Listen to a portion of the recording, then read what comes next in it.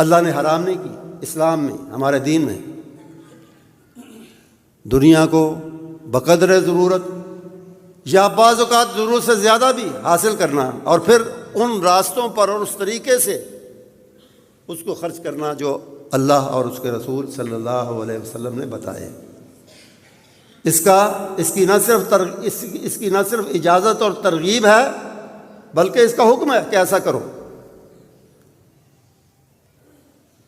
دنیا کماؤ، اس میں اپنا، اپنے بچوں کا، اور اس کے بعد مساکین، یتامہ، ضرورت مندوں کا، اور پھر اللہ کے راہ میں مساجد، مدارس، جہاد اور ان چیزوں پر خرچ کرنے کے لیے کماؤ۔ اور آپ جانتے ہیں، آپ نے یقیناً سنا ہے کہ صحابہ میں اگر